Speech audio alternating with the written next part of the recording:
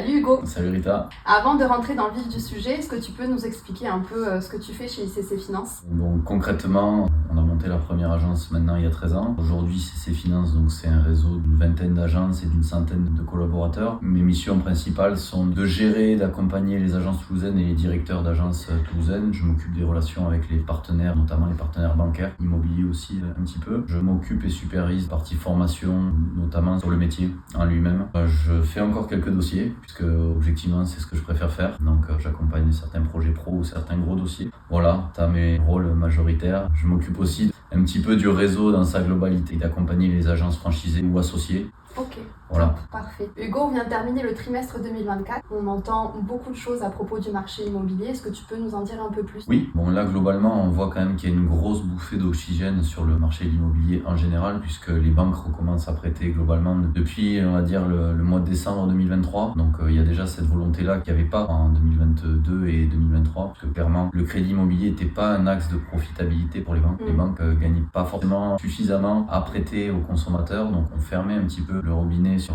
2022 et 2023, et ça s'est ressenti énormément sur le marché, puisque selon les chiffres de l'Observatoire du Crédit Logement, depuis l'annonce de la guerre en Ukraine en février 2022, je crois qu'il y a des productions de prêts qui étaient globalement fin décembre à moins 50% par rapport au standard avant. Donc on avait connu quand même de belles embellies avant, enfin en 2021 et 2022, avec des niveaux de taux qui étaient quand même très bas. Il y a eu une remontée brutale, que ce soit des taux d'intérêt directeurs, donc de la Banque Centrale Européenne, ou de ceux qui ont été après proposés par les banques, qui a quand même provoqué un mécanisme de repli de la part du consommateur, du marché en général. On voit quand même que les prix ont bien résisté, puisque globalement il y a eu des baisses de prix dans l'immobilier, mais c'était de l'ordre de 1 à 2% en moyenne. Donc l'actif immobilier a quand même très bien résisté à ça. Voilà. Donc là, le contexte actuel, il est quand même favorable et on respire. On fait un beau premier trimestre. Il faut pas s'emballer. Le marché fait quand même un beau premier trimestre, notamment dans l'ancien. Le neuf, c'est pas encore ça et ça mettra peut-être un petit peu plus de temps à redémarrer. Mais le marché de l'ancien a repris des couleurs et attaque le printemps avec beaucoup de belles perspectives. Ok, ça marche. Donc tu penses que c'est le bon moment d'acheter? J'en ai l'intime conviction pour deux raisons. La première, c'est qu'on est dans une conjoncture où les prix sont négociables,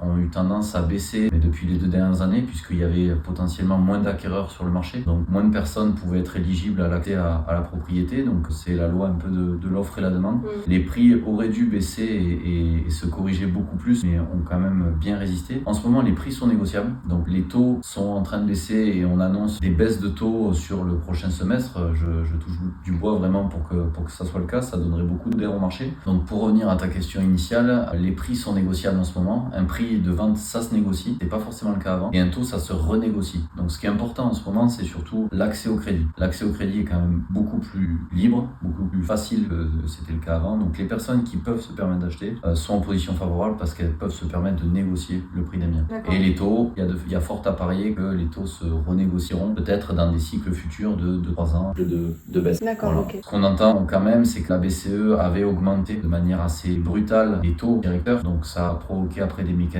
quand même de hausse de taux qui ont été répercutés aux clients. On devrait, au vu des résultats de l'inflation et en croire les annonces qui sont faites, on devrait rentrer dans un cycle peut-être un peu plus baissier de la part de la Banque Centrale Européenne, qui a priori à partir de juin devrait commencer à enclencher les premières baisses. Ça devrait se répercuter après sur le marché bancaire et vis-à-vis du consommateur final. D'accord. Est-ce que tu peux me donner un exemple concret?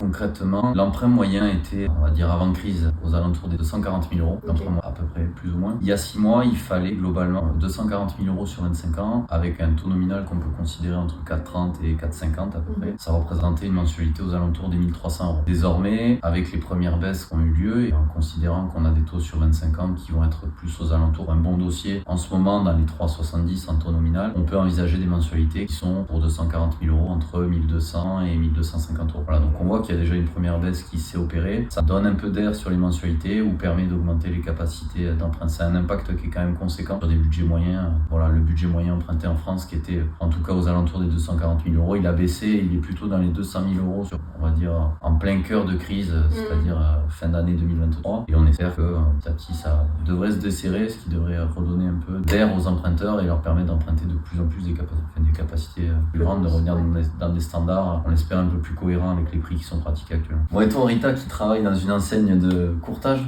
est-ce que tu peux nous dire pourquoi il faudrait passer par un courtier?